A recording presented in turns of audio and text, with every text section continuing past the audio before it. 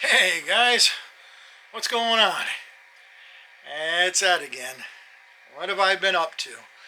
Well, I put a seat in the Jeep. Yeah, it's been a project. Has not gone well. The big seats that I have, the like regular Jeep seats, won't fit. So yeah, I ended up putting an old fiberglass seat in it. I.e. why last video we were making seats, right?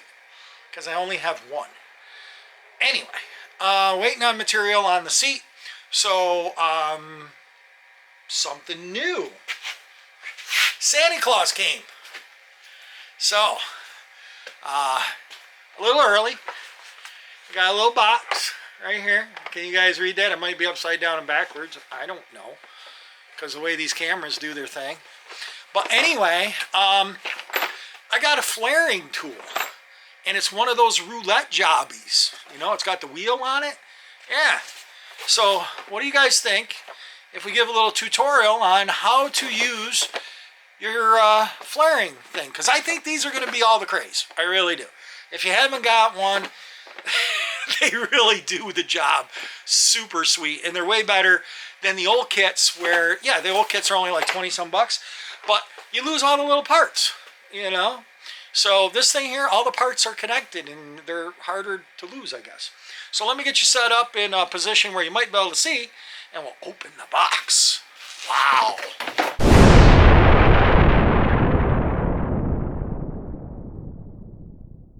Comes in one of those thermal, you know, boxes, blow molded. Which is cool if you're not going to use it all the time. Any of the tools that I have, like the Harbor Freight tool sets and stuff like that come in them blow molded boxes, I take the tools out and put them in my toolbox and then chuck the blow molded boxes. I'm not a big fan of them, but you know, they have their purpose.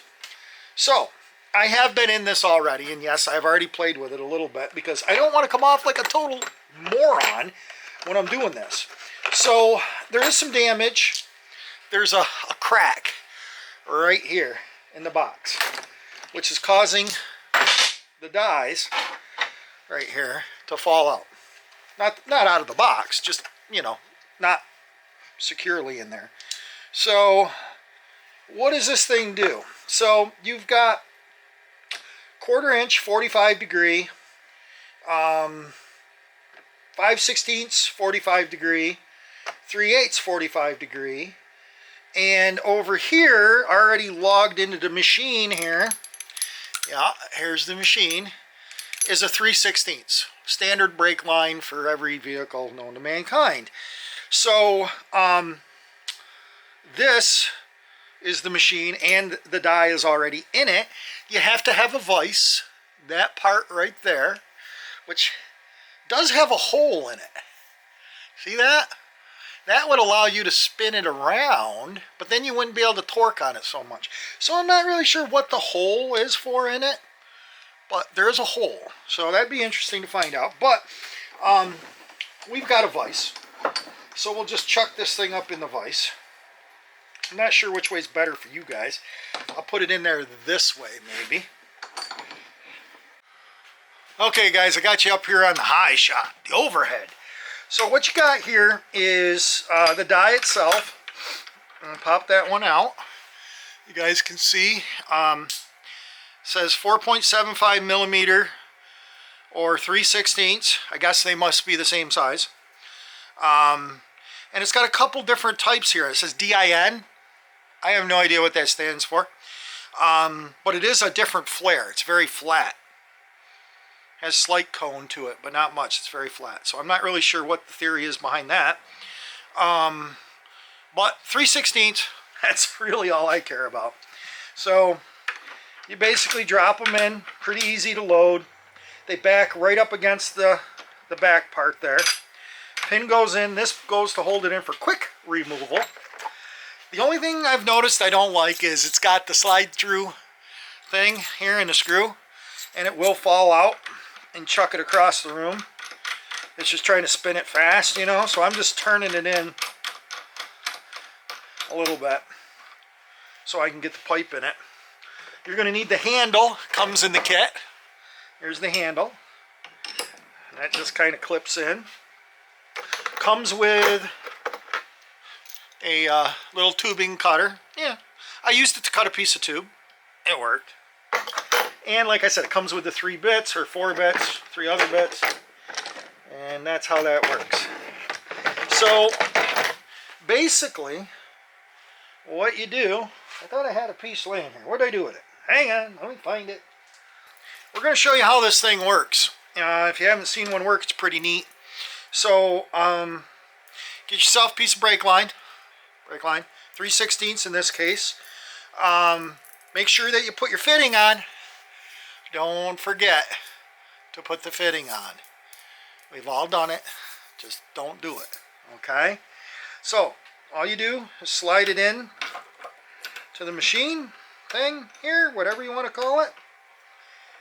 I'm going to set this to 0. I think it's going to be a little bit easier. There we go. We slide it in. There, everything's in. Make sure this is locked down. Good. In. Boom. Done. Now what we do is we just pull this lever, and what that does is it seats. It flushes everything out. Make sure your die is in there square. And then what I do is I tighten it up now. So I know it's good and tight because you don't want it walking away. I'll pull the handle out of there because it's annoying me. Now we go to operation 1. This is for a double flare. 3/16. We pull it in. Okay. Bring it up to the metal there. And then just give it a little yank. Maybe. It's a little bit tough because it's on a vise that moves. There it goes. It's on a plastic table rolling around. But you get the idea. Now we go to operation 2, which happens to be orange. You stick that in there. Put your foot against the thing so you can pull. I think that's about it. It's as hard as I can pull on it. Let's see what we got. Loosen it up a skosh. Pull this. Get that apart. Oh, look at that beauty. You guys see that? Nice double. Getting a little bit of reflection there. Perfectly concentric double flare. So that looks pretty darn good. So that's all it takes to do a line like that. So when you hit this on there, it's not sliding off. Looks good. I'm just inspecting it. Yeah, I mean, it looks perfect. It's a beautiful piece. There is a factory one. You guys can see maybe. This is the one we just made. Back it out maybe, get a little better focus. I mean, I don't see a heck of a lot of difference. They look pretty good to me. So, super stoked. Again, this machine is normally, I've seen them for 150, 60, 70, 80. Eastwood, 180. But this one here, got it on the old flea bay with the free shipping, $85, $84.99, something like that shipped. So yeah, and it works perfectly fine. I don't see anything. The only thing was the damage in the case. Let me back you guys up a skosh. So there was some damage here in the case, but that's the only thing that I could see. Everything was there. The tubing cutter's kind of cheesy. I've used it to cut this piece of tubing, but it did it. It's cheesy, but it works. So yeah, pretty stoked, guys. So keep your eyes open for them if you're doing a lot of brake line, like I'm going to be doing on the Jeep, because it pretty much needs all new brake lines. I think this is a good investment, a good collection to the tool hoard. So anyway, guys, thanks again for watching, subscribing, and commenting, and I hope to see you guys again. Hit that like button. If you would please, I do appreciate that. It helps out a lot. And drop a comment down below. Even if it's a bad one, tell me, hey Ed, you smell funny. I'd be like, it's YouTube, dude. How can you smell? I don't know. Later. Bye.